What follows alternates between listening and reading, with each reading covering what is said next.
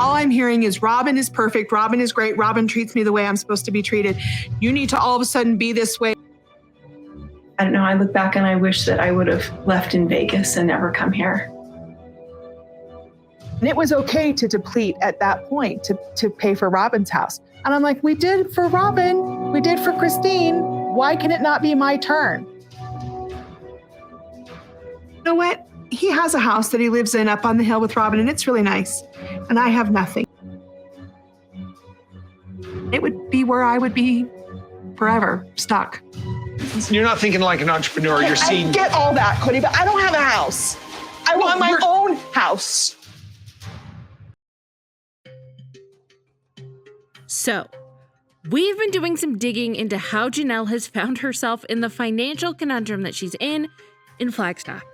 And in the first part of our deep dive, we explored how the power couple, in my opinion, took advantage of, used, and leashed off 3 hardworking women in the family. Now in this video, we need to explore the moment when I believe the bamboozling really began, which actually started way back in Vegas. And you guys, looking at things in hindsight was so super revealing. And by the end of this video, if this doesn't shock you, I don't even know what to say because it shocked the hell out of me. So let me tell you when I think a lot of this began. I personally think there was a huge awakening for Kody after the Mary catfishing situation. I just want to be in a safe place where I can say, Mary, if you can buy this and you can afford this, then I want you to do it. But please don't ask us for money to buy it. And it wasn't long after Mary's purchase of the inn that Kody first mentioned on camera that he really wanted to move out of Nevada. I'm tired of Nevada. I want to move bad. We just lived there for so long and I still feel out of place there. You know, it's tough. Vegas has been good to us and yet it doesn't feel like home. My intentions the entire time of moving to Las Vegas was never to be here permanently. And you guys all know that I've been talking for 3 years, ever since our lawsuit won. I was talking about going back to Utah. So this is all just my opinion, and this is my tinfoil hat, my conspiracy, my speculation. But I think we can all agree, guys, that Kody is one sneaky and conniving son of a gun. And whenever he does things, especially big moves or big money moves, it is always for a purpose. So already on the heels of wanting to move, his world was a little shook after Mary's catfishing scandal. And by the way, if you haven't seen the deep dive behind the scenes, you know, about the off-the-show drama about the catfish, including pictures and voicemails and notes, it's crazy. So don't forget to check out my deep dive all about Mary. But after the scandal broke, we all know that Mary got distant and she kind of lost her place and role within the family. And there was a time most of the family thought that she was going to leave, especially when she bought Lizzie's inn. We were struggling with trust in our family. Mary went through the entire catfishing thing. Before we even sort of recovered from it, she found an opportunity to buy this house in Parowan, Utah. I think that she had us thinking she was going to leave. I think we've put that to bed, but we've had a bad year. So when Kody was thinking about proposing this idea to sell the houses in Vegas, this is in the back of his mind. We have to think about our future. We need to consider the current housing market. We have to consider things that can change. And we also need to be really realistic about our current situation, where we are at now.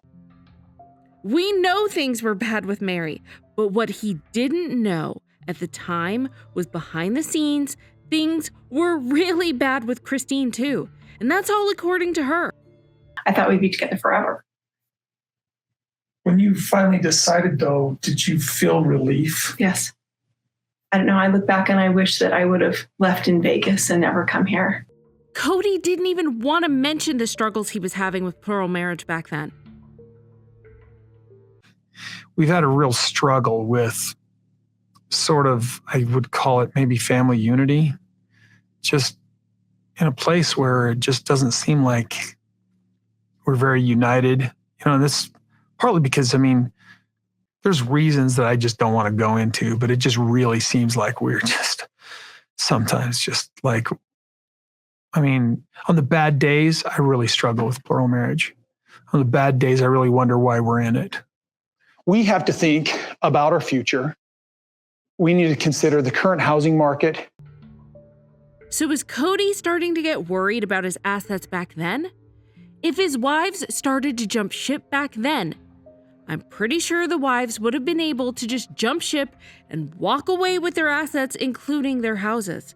Because from what I remember about when they applied for the Vegas construction loans, they were all getting approved. Like Mary and Kody were legally married. I think they had to apply together to get approved. And then Janelle, Christine, and Robyn all applied for their own construction loans by themselves. To your letters, Kody and Mary.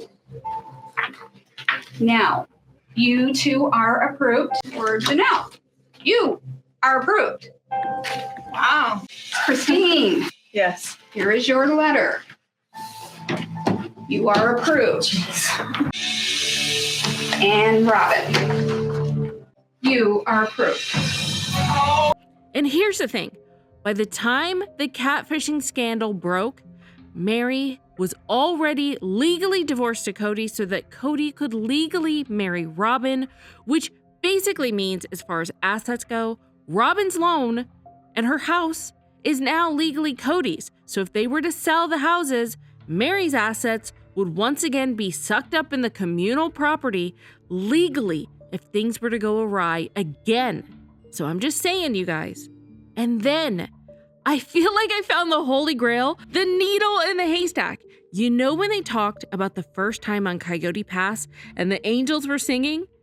Well, when I heard Kody say what he's about to say, not only did light bulbs go off in my head, but angels were singing for me too, because everything, all of his actions over the past few years, it finally made sense even more. So are you guys ready for this? So, you know, Kody is amazing at grandstanding. And at first, it was basically just word fluff and him throwing around buzzwords that the whole family would buy into. Next few years, what are we going to have going on? We've got kids going to college. We have children starting adult lives. And we have to consider what is the best plan for our future. But that wasn't his main concern, because then the real method to his madness was revealed. Ariella May is 2. I am 50. She won't leave college until I am 72. I need to start preserving some of my money for my younger children. And there you have it, folks. There it is. Kody needs to start preserving his assets for his small children. And he already mentioned Ariella by name. And true, he could just be talking about her because she's the youngest, but I mean, come on. We've already heard about how he wants to see Ariella every day, and I don't remember that ever coming out of his mouth about Truly. I mean, am I right? This sense of this being the last, both for me and for Robyn, of being a very, someone we just want to cherish.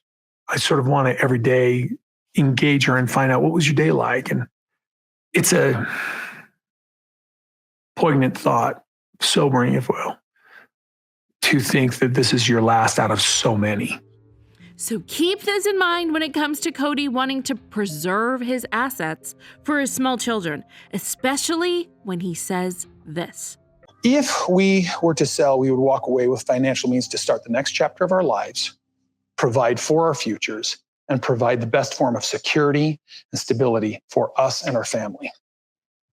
So my invitation with you ladies, as we go one, we go all, is to join me in planning the next step in our lives. Wow. And to look at how far they've come, I could say one thing. Kody was spot on about his prediction. This move did provide their futures, and it was the best form of security and financial stability for them and their family. And by them, I am talking, of course, about Kody and Robyn's family, the power couple, the soulmates. I mean, man, spot on prediction of everything he wanted to accomplish. Too bad the rest of his wives don't have that security and stability, at least as deeply invested as the power couple. I mean, Christine, Janelle, Mary, I don't think that they have $1 million homes. And I found this clip so very revealing in hindsight. And you guys, you tell me, you could say it. IQ, your tinfoil hat is screwed on a little bit too tight, girl. And you know what? You guys may be right. I totally could be reading into this too much. And that's what I need you guys to tell me. Like, chime in, let me know. Do I sound crazy? Am I making sense? Because when I ran it back, I saw that the wives were not buying it. And you can tell they were thinking about things in their head as if it was the first time that this idea was brought to them. You're saying we need to sell. He never really said it. He just kind of left it up for us to come to the conclusion. So one of us said it out of our mouths. It's very sneaky. Well, you've said you don't want to move back in with the laws, and I don't either. I'm not interested. Since the whole political thing and the law change and everything, like I have no desire at all to go back to Utah. Doesn't Honestly, change the facts. Cody, I know it doesn't change the Our facts. feelings don't change I'm the going to facts. finish talking. Okay. I think the heartache that we had with the older kids is going to be the same with the younger kids when and if we move. So Kody at the time was like, listen, things really aren't going that smoothly. It's crickets right now with these ladies. So yeah, everyone's initial reaction was pretty much no, except Robyn. I have been so grateful for what Las Vegas has offered us. I feel like they have just been real easy about our family and our kids, but this is not what I consider to be home. So Robyn seemed pretty gung-ho about leaving Las Vegas, and she even provided a pretty compelling reason. To be honest, my mother lived in St. George while my dad worked in Las Vegas so that I didn't have to grow up in Las Vegas. I worry so much about my kids. So I don't know, I feel like Robyn let something slip there because it sounds like if she said she's been worrying so much about the kids growing up in Las Vegas, it kind of makes it seem like it's something that she's been thinking about a lot, right? And it wouldn't surprise me if this has also been brought up to Kody about the possibility of moving, don't you think? And especially since we are all onto the power couple's tricks by now, we already know that Kody calls in for backup. And we know his backup is Robyn, and he's done it before. He did it with the COVID rules. What does the nanny do? It's been 6 months and we're not doing well. I guess, okay, we'll I'm figure that leaving. out tomorrow. I'm just done with this conversation. I'm done. We are not making any progress here. And I'm hoping that tomorrow I can come back and maintain my argument or maybe get some backup. So why would we not think that Kody would employ his mole to help sell the idea on the sister wives side? Especially when the wives were suspicious of who helped him out anyway with the fancy PowerPoint presentations and the graphics and all that. Pretty fancy. So nice to stuff see here. you, all you guys. An easel and pre-printed boards. Okay. All right. For each of you. Yeah, this is beautiful. Yeah. Who helped Thank you with this? Who already knows about it? I did not help. I did not Did you help do with this? at all. I could see them teaming up behind the scenes. Listen, Robyn, they can't know. You have to act surprised. We have to sell it to them. And if they knew that you were on board beforehand, we'll get resistance. I mean, doesn't that sound like typical Kody? Does that not sound like typical Robyn too? And does that not sound like the typical power couple collective move that they've been playing year over year?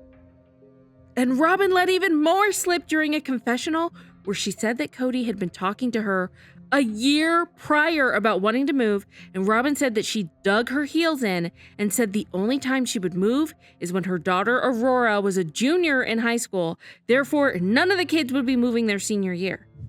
A year ago, Kody started really pushing this with me. I basically dug my heels in and I said, I won't move with you 100%. I'm staying here. Dayton has to finish his senior year. I'll think about moving when Aurora is a junior. Because that's the triplets, Aurora, Gwen, and Gabe. So I have a few points to add to that. Number one, that year prior that Robyn mentioned would have been not too long after the catfishing scandal. And I believe that around that time, there were rumors that Mary may have jumped ship, and that's when she was looking to buy Lizzie's Inn. And not only that, but as Robyn had wanted, guess when the family actually did move? You guessed it, when Aurora was a junior, just as she had wanted. So it's so weird. Things seem to conspicuously work out just as the power couple wants it. Isn't that astonishing? But you guys, it doesn't stop there, because then there was the mystery behind Dayton, Robyn's oldest son, and how the move to Flagstaff may have been influenced by his acceptance to go to college there. So let's talk about it. Because there are a few things that just don't add up with the whole moving to Flagstaff and how Robyn's son just happened to be accepted in light of Robyn being adamant that wherever she goes, Dayton goes. My whole focus this year has been getting Dayton through his senior year and getting him applied to college and getting him his scholarship. And now Kody's talking about moving somewhere else. I worry so much about my kids. I have Dayton going to college, and I don't know, I need him. I need to have him wherever we're at for college. And I'm sitting here like this and I'm going, I've got to be applying for a college, but where? Because we have no idea where we're going to land. I need him to be close for a while to get him through that transition. And this is freaking me out. And even Gwendolyn, she recently came out and said that she too believes that the move to Flagstaff was heavily influenced on Dayton going to Flagstaff. So here are a few things, at the very least, suspicious to me. So first, according to many sites, Dayton's college did offer rolling admissions, but his school priority enrollment had a deadline of May 1st. So most likely he enrolled on or before May 1st. And that's also an important note in the timeline of the discussions, because when Kody had that discussion with his wives, we're gonna have to do the math. I think the smartest thing would be to get our triplets into a new school this August. That is insane to me. That's insane That's to the me. smartest move I see. So it's beginning of March and he wants to move in August. 5 months. This is basically at the end of this summer. So if Janelle was saying that 5 months from now is August, then that means 8 minus 5, that's 3, which would mean that right now this conversation that they're having happened in March, which means that Dayton knew in a 60-day period that his family would be moving to Flagstaff. I mean, is that possible? Yes. But it may also be that his decision to be in Flagstaff may have been influenced by Robyn, who of course would ultimately influence Kody. And the problem I have with the timeline is that I couldn't find in the show any reference to the amount of time that it took in between Kody showing Flagstaff to all of the individual wives. Now, did this all happen in a 60-day period? That is something that I'm still wondering. And like always, if you guys have any answers to that, if there's something I missed in the show or off the show, let me know. Put it in the comment section so that we all know about it. And if there is an episode, put the season, put the episode, and put the timestamp in the comment section so that we can revisit at a later date. Because thousands of eyes are better than just mine. So with that in mind, let's go even further into the whole Flagstaff decision and my theories around it. So, the 3 ladies with their mole Robyn, I'm sorry, I didn't mean that. The 4 ladies discuss what happened in their meeting with Kody, just to vent and to have a moment to themselves to process everything. Now, what I found really interesting is Robyn's body language. The thing that freaks me out is the fact that he's saying, let's go. This summer. That's a problem. In the next few months. That is That's a problem for me. All of the other women are basically saying how this move really doesn't work for them. And then, boom, Robyn this whole time keeps covering her mouth with her hands, which is a telltale sign of lying or hiding something. So when it comes to body language, what does it mean when someone covers their mouth? The hand covers the mouth as the brain subconsciously instructs it to try to suppress the deceitful or, in other cases, unintended words that are being said. Sometimes this gesture might only be several fingers over the mouth or even a closed fist, but its meaning remains the same. And here's the thing, I do believe that this was Robyn's presentation as much as it was Kody's, and that they really are trying to get the other women on board. And Kody did the hard pitch in the beginning, and now Robyn is coming in smooth from the other angle as being part of the wives' discussion, where she lays out her argument yet again. But we've already made the decision. Utah is not best for us. Why are we having the discussion of leaving if you want to be close to there anyway for that? Vegas for me isn't home, and it's not a long-term situation in my mind. Okay, so Las Vegas is home, but it's never hit all of my checklist as far as where I want to end up, where I want to retire, where I want to even raise my children. Don't see myself, having all my kids graduate from here. I just don't see that here. So, okay, great. So I wonder where Robyn does want her children graduating and where she does want to live. So let's talk about how they came to choose Flagstaff. And it's important to point out, do you guys remember which couple first went to Flagstaff officially? Because believe it or not, shocker, it was actually Kody and Robyn. Friends. What's happening? So we called Dad and Robyn and the girls.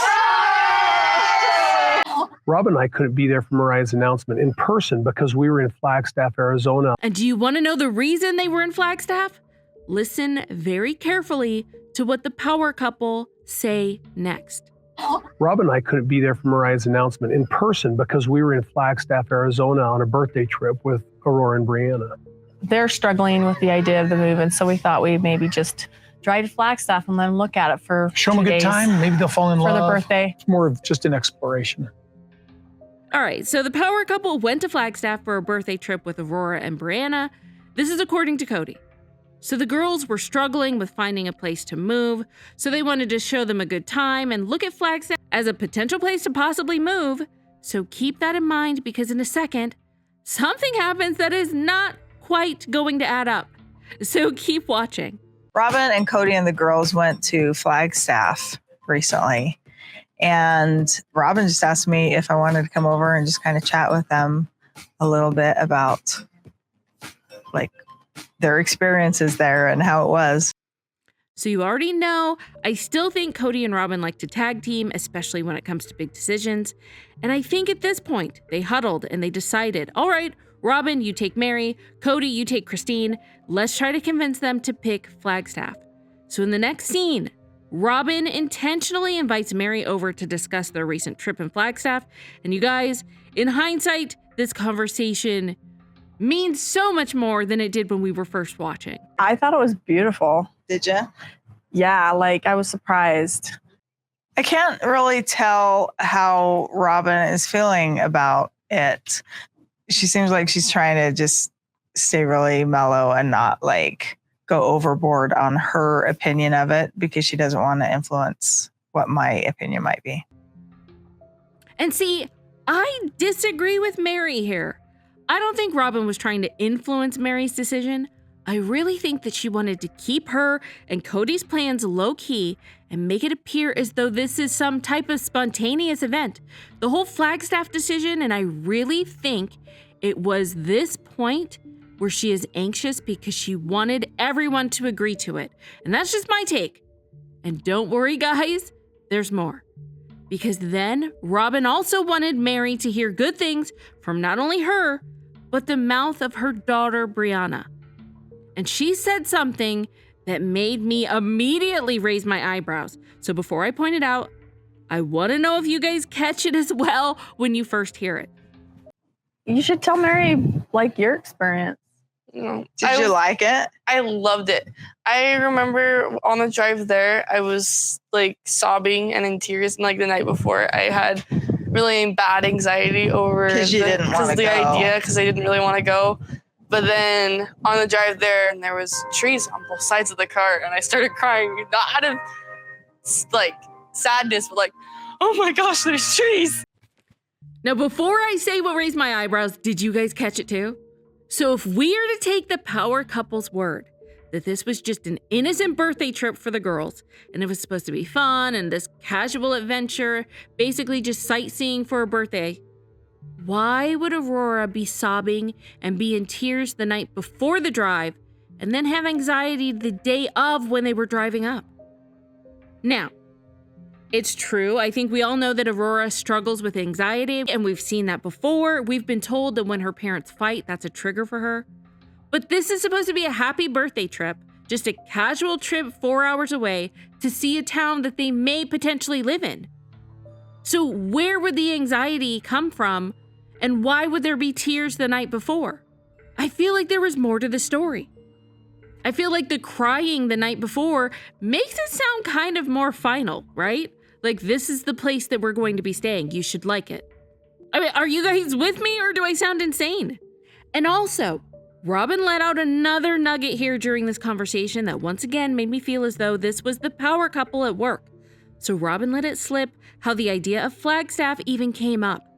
And I found this really insightful, and I think a lot of us missed it when we first watched it. Oh, yep. But then it was like, pull out the map of Utah and go around it so we can stay close to some family. Maybe, I don't know. I think that's where the Flagstaff idea is coming in, but I don't know. So weird. To me, this is a pretty clear admission that Robyn was there and present with Kody when they were deciding where the power couple ultimately wanted to live. And then my favorite part, because you know Robyn and Kody don't want anyone to know that they're working in tandem. So Robyn here, she acts super coy. She really doesn't want anyone to know that she's been tracking exactly when and where Kody is going to be approaching Christine. But you know just as well as I do that probably Kody wanted to hear from Robyn how the pitch went with Mary, and vice versa, Robyn probably wanted to know how the pitch went with Christine. I mean, come on. Everybody's got to look at it. I mean, Christine and Kody, I think, while they're there, are, they're going to be looking at it like today or tomorrow. I'm not even sure. So I don't know. It's like everybody's got to sign off on it. Now, probably one of the most grotesque parts out of this whole thing was how Kody used manipulation tactics with his other wives to get what he wanted. And a secret ingredient to that is how he lays on the fake affection and attention to both Mary and Christine. Because we all know that outside of Kody needing or wanting something, when the hell does he ever show anyone besides Robyn affection? How's it going? Love, I can't find my gloves. It's like 30 degrees there and I can't find my gloves. Christine and I are taking a trip to Flagstaff, Arizona. We're basically, as a family, sort of taking turns vetting it for a place to move to. I'm so excited for this trip. You've been there. I haven't. What I'm looking forward to most is the smell. Oh, Robyn and I were there and we could smell the pine blowing through the trees. And here is where I'm going to call BS again.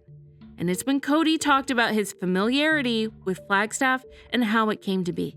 I'm more familiar with Flagstaff. I've been through it a few times, and I brought Robyn and Aurora and Brianna over to check it out. So here's my take. The drive from Vegas to Flagstaff is about 4 hours. I find it highly probable that probably on one of their date nights, one of their forever honeymoon weekends, that Kody and Robyn probably spent some time in Flagstaff. And it's probably one of their special places. I mean, come on. I'll tell you, this is a trick that I've played. Christine is very gung-ho because it's a trip with me and it's a birthday trip. This is a win for me, any way I turn it, because even if she thinks Flagstaff sucks in some way, she's going to like it because it's her birthday and because it's a vacation. She's going to love all of it no matter what. On your birthday, you got to be my special princess. We're going to have such a beautiful birthday. We are. Date, mostly so that she'll move there. Oh my gosh, is that your ulterior motive? If you move to Flagstaff, it'll be your birthday every day. Yeah, well, that ended up being a bunch of bullshit. And now, looking back at how affectionate he was with Christine and how affectionate he was being with Mary, the whole thing is just, even more grotesque and super creepy and just so manipulative. figure things out. So you think this trip is good for our relationship? Yes, and I think that more after this will be even better. So we're still going with the campaign, hashtag run Janelle, hashtag free Janelle. This story is getting crazier and crazier, and we still need to deep dive into the bamboozlement. We're not done. You guys have had so many comments on the last video. I am still compiling. We're gonna have to do a part 3, so stay tuned for that. If you guys have not seen part 1 of the power couple bamboozlement deep dive, it is so super important that you do, and I'm getting so much feedback from you guys. You guys are loving it. So if you haven't seen it, go ahead and click here to watch it. There's still a lot to uncover, so stay tuned. And also, can you guys just check and see if you're subscribed? There's so many of you guys that watch a ton of my videos, but you forget to tap the subscribe button, so go ahead and do that. And our hangout session is not over. We are not stopping now. There are so many more deep dives that we have to watch right now. If you've watched every episode of the bamboozlement deep dive, there are so many other topics that I know you're going to be as obsessed with as me, so check these out.